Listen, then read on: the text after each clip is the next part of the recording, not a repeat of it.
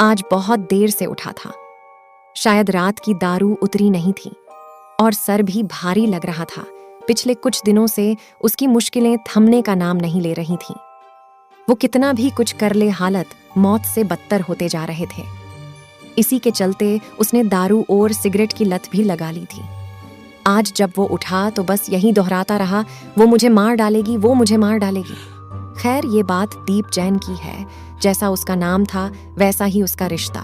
वो घर में सबसे छोटा था। कहने को तो परिवार बहुत बड़ा था और खुशहाल भी, सब एक दूसरे को बहुत प्यार करते थे। पर जब से उन्होंने पुराना वाला घर छोड़ा था और नए घर में शिफ्ट हुए, तब से आए दिन कोई ना कोई मुसीबत खड़ा ही रहता है। घर में पापा, मम्मी, बड़ा भाई, भाभी, दीप और उसकी पत्नी, एक भतीजा और दीप की बेटी, ये उनका परिवार था। पापा और मम्मी ने दीप को बहुत लाड प्यार से बड़ा किया था क्योंकि वो घर का छोटा बेटा था। और इसी तरह भाई विक्रम और भाभी वर्षा भी दीप का बहुत ख्याल रखते थे। किसी भी बात को लेकर परिवार के बीच कोई भी मनमुटाव नहीं था। तो फिर आखिर ऐसा क्या हुआ कि एक हंसता खेलता परिवार अपने आप बिखरने लगा? ऐसा क्या हुआ कि मंगल वीला में शिफ्ट होते ही उनका अमंगल शुरू हो गया? मैं फिर से कहानी पर लौटता हूँ। बात ये थी कि आज जब दीप को जगाया और जागते ही उसने ये बोला कि वो मुझे मार देगी, तो सब सहमे हो गए। सबको ये लगा कि ये कल की दारू का असर है और वो बहकी बहकी बातें कर रहा है। पर किसी को क्या पता था ये दारू का असर नहीं, किसी और चीज का असर है। ये तो सिर्फ शुरुआत थी। वो किसी को मालूम नहीं था कि दूर खड़ा कोई उन पर नजर रख रहा है, उनकी सब गतिविधियों की जानकारी ले रहा है। सबको लगा दीप डिप्रेशन में जा रहा है, जिसके कारण उसे ऐसे ख्यालात आते हैं, क्योंकि वो डरावनी सिनेमा और सीरियल भी बहुत देखता था। इसी के चलते ये मालूम करना कठिन था कि मसला क्या है। फिर सबके समझाने के बाद उसे थोड़ी हिम्मत आई और वो फ्रेश होने चला गया। यूं घर में हरकते होते रहते थे, पर दीप को इस तरह से पहली बार डरा हुआ सबने देखा है। दीप जब फ्रेश होकर आता है तो उसकी लाडली परी, उसकी बेटी, उसके सामने खड़ी होती है और प्रियंका टिफिन लेकर आती है।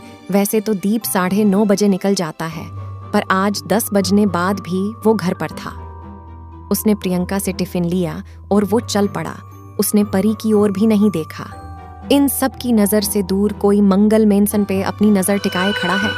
आखिर वह है कौन? क्या वह औरत या मर्द? ये थी सुनैना, दीप की जिसके साथ शादी होने वाली थी। और दीप को कोई और लड़की पसंद थी, पर वो अपने परिवार के खिलाफ जा नहीं सकता था। पर वो शादी के दिन आया ही नहीं। सबने बहुत फोन किए, पर कोई उत्तर सामने से नहीं मिला। समय अनुसार दीप की मम्मी ने सबको सब कुछ बता देना मुताबिक समझा और उन्होंने सब बात सुनैना और उसके माता पिता को बता दी। ये सब सुनकर वो तीनों अंदर से टूट चुके थे। अब मेरी बेटी से कौन शादी करेगा? इसी ख्याल ने सुनैना के माता पिता को अंदर से झंझोड़ के रख दिया था। दीप के माता पिता ने सबसे माफी मांगी और सब मेहमान अपने अपने घर चले गए। दीप के परिवार ने भी उन तीनों से तहे दिल से माफी मांगी और उनका परिवार भी अपने घर चला गया। इस अपमान और बदनामी के डर से सुनैना के माता पिता ने उसी जगह आत्महत्या कर ली, उसी मंडप के नीचे, उसी जगह, उसी हवन कुंड में।